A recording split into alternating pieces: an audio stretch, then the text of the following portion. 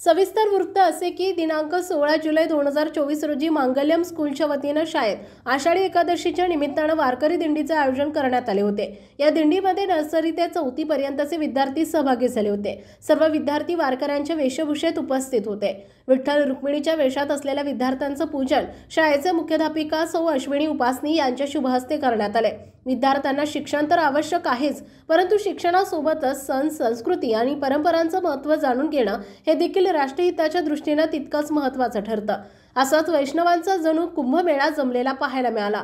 असा हा आषाढी एकादशीचा पंढरपूर नगरीतील उत्सव मांगल्यम स्कूल विद्यार्थ्यांनी प्रकाशा नगरीत दिंडी सोहळा काढून प्रकाशवासियांना पंढरपुरातील अनुभूती देण्याचा त्यांनी प्रयत्न केला।